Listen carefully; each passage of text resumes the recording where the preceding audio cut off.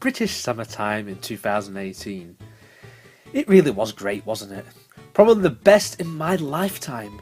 England did well in the World Cup, the weather was glorious, not to mention all of the shit I've got up to.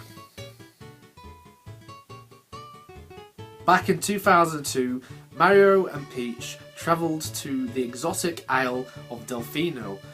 Enter Super Mario Sunshine. I've not said much about this game on this channel. It's like the sequel to Super Mario 64. Mario was in a 3D environment again. Most of the moveset he had in the N64 counterpart are still here, minus the long jump, which has been removed entirely. This is probably due to the biggest edition of the game, FLUDD. Let's just call it FLUDD. This is designed by Professor Egad, you know, the guy who also made Luigi's vacuum cleaner in Luigi's Mansion. And with FLUDD, you can do all sorts of crazy shit, like spring water. Wow! There are 4 main functions to this particular device. Number 1, you spray water forward.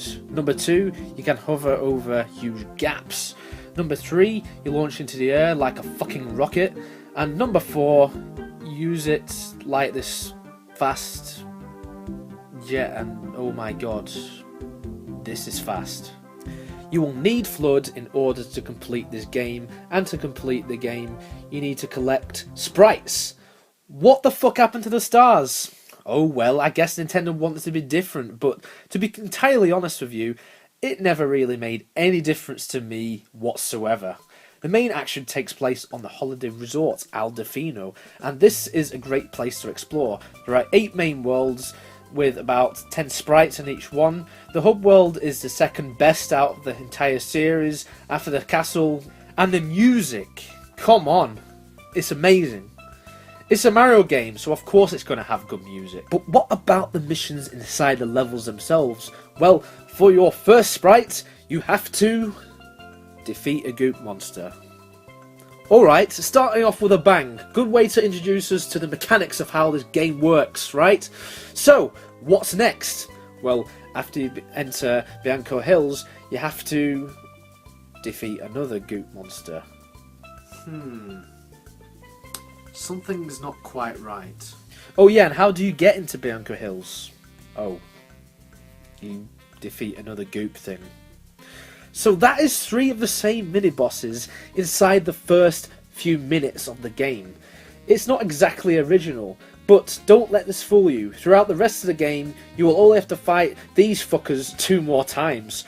So I guess that there was an imbalance of sorts, similar to how I felt that time on the Wii Fit. As you progress through the game, you come across some of the most difficult challenges that I have ever seen in a Mario game. For instance, this level and this level. They can both go and fuck themselves. Some of the secret missions which you come across inside the levels are also quite tough in your first playthrough, because FLUDD is taken off you by this motherfucker right here. This bastard has caused nothing but trouble since the moment you arrived on this island. After collecting a few sprites, surprise surprise, Princess Peach gets kidnapped. Mario must be tired of this shit by now. He's gone through all kinds of shit in the Mushroom Kingdom and even had to rescue her inside her own fucking castle. Even when they all on a fucking vacation, she still gets kidnapped. For Christ's sakes, Peach, you're a fucking liability. So guess who needs rescuing at the end of the game? Yeah! On a side note, who is Toadsworth? I've never seen him before or since in a main Mario title. Couldn't he, you know, help out instead of just standing there and doing nothing in the town square? You piece of shit! Same goes for those other Toads, just standing about with fuck all to do. Then there's the natives of this place. Some of these can go fuck off. They treat me like shit because they mistake me for the guy who has ruined the island by graffitiing all over the place. Because, you know, clearly we look the same. Fuckwits. Sometimes in life, you've just got to accept that people are dumb. Speaking of dumb, Yoshi is in the game. Yeah, I'm sorry, that was slightly cruel of me there.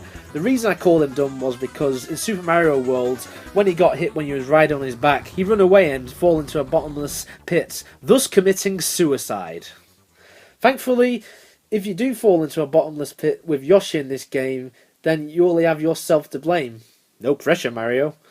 Wow, this turned dark all of a sudden, didn't it? Let's change topic.